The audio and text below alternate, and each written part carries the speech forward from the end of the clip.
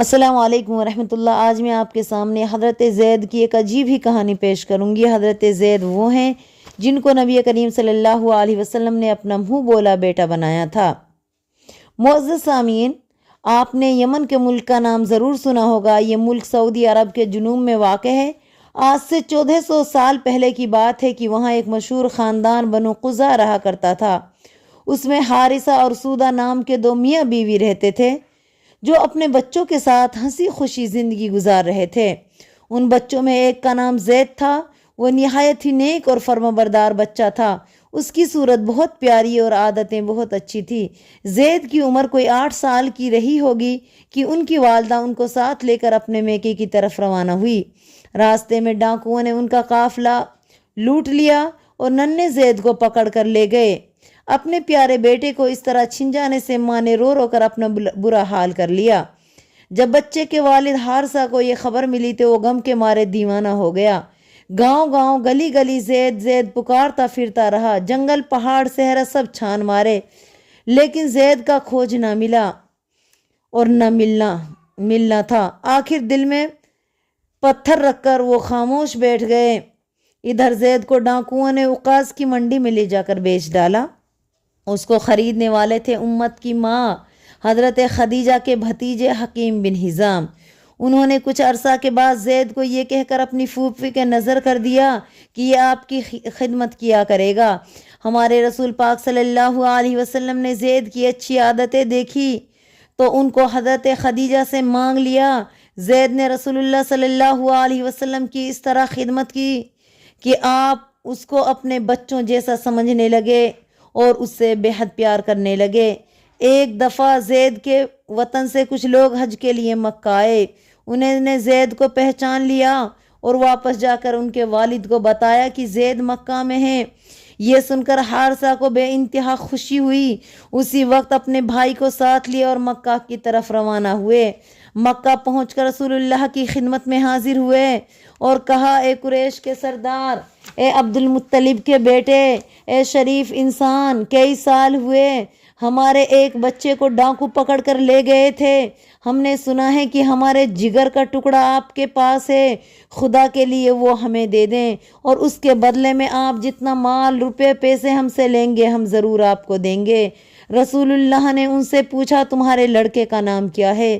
انہوں نے کہا، زید۔ آپ صلی اللہ علیہ وسلم نے فرمایا، میں زید کو ابھی بلاتا ہوں، اگر وہ تمہارے ساتھ جانا چاہے تو منظور، میں تم سے کوئی روپیہ پیسہ نہیں لوں گا۔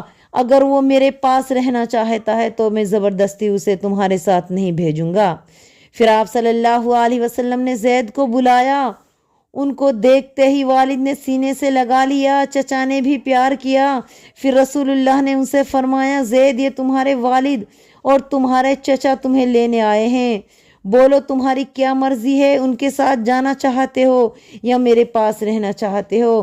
زید نے فوراً جواب دیا، میں آپ ہی کے پاس رہنا چاہتا ہوں۔ والد اور چچا ان کا جواب سن کر حیران ہو گئے اور بولے، زید، تجھ پر افسوس، تو آزادی کے بجائے غلامی پسند کرتا ہے۔ انہوں نے جواب دیا، ہاں ہاں، میں نے جو کچھ یہاں پایا اس پر ہزاروں آزادیاں قربان ہیں۔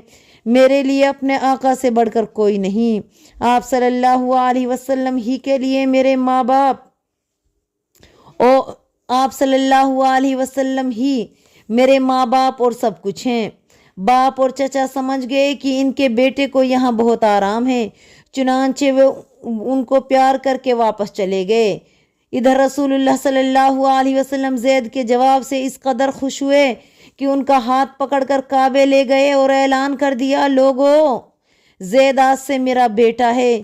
پھر آپ صلی اللہ علیہ وسلم ان سے ہمیشہ بیٹے کی طرح پیار کرتے رہے، اسی لیے وہ لوگوں میں حب النبی کے پیارے لقب سے مشہور ہو گئے۔ رسول اللہ کے تمام ساتھیوں میں سے صرف وہی ایک ہیں جن کا نام قرآن پاک میں آیا ہے۔ وہ ان 4 بزرگ ہستیوں میں سے ایک ہیں جو رسول اللہ صلی اللہ علیہ وسلم پر سب سے پہلے ایمان لائیں، یعنی حضرت ابو بکر، حضرت خدیجہ الکبریٰ، حضرت علی، حضرت زید۔ ان سب پر اللہ کی رحمت ہو۔ حضرت زید کو اللہ کی راہ میں لڑنے یعنی جہاد کا بہت شوق تھا۔ وہ بدر، احد، خندق خیبر کی لڑائی میں جان ہتھیلی پر رکھ کر لڑے۔ ان کے علاوہ 7-8 فوجی محکموں میں رسول اللہ نے ان کو سردار بنا کر بھیجا۔ معطا کی لڑائی ان کی زندگی کی آخری لڑائی تھی۔ ہوا یوں کہ ہجرت کے 8ویں سال رسول اللہ نے اپنے ایک صحابی حضرت حارث بن عمیر کو بصرہ کے حاکم کے نام اسلام کی دعوت کا خط لے کر بھیجا۔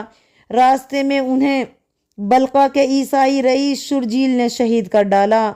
سفیروں کا قتل کسی مذہب اور حکومت کو جائز نہیں۔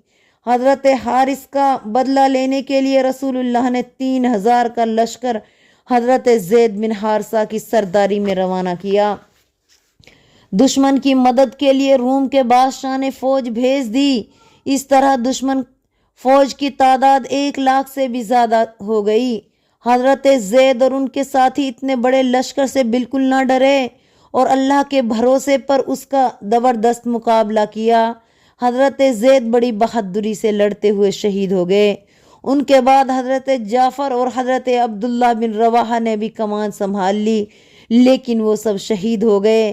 آخر حضرت خالد بن ولید نے جھنڈا اپنے ہاتھ میں لیا اور دشمن کے قدم اکھاڑ دیے۔ حضرت زید کی شہادت کے بعد رسول اللہ صلی اللہ علیہ وسلم نے ان کے بیٹے اسامہ کو اپنا منہ بولا بیٹا بنا لیا اور ان کو بھی ہمیشہ اسی طرح پیار کرتے رہے جس طرح حضرت زید سے کرتے تھے۔ تو آپ نے دیکھا کہ کتنے اچھے تھے حضرت زید، کہ رسول اللہ صلی اللہ علیہ وسلم کو اپنے ماں باپ سے بڑھ کر سمجھتے تھے۔ اللہ ان پر اپنی رحمت نازل فرمائے، آمین۔ اس طرح کی اسلامک ویڈیو دیکھنے کے لیے آپ ہمیں لائک کریں، ہمارا چینل سبسکرائب کریں اور صدقہ جاریہ سمجھ کے اس کو شیئر کریں۔ السلام علیکم ورحمۃ اللہ وبرکاتہ۔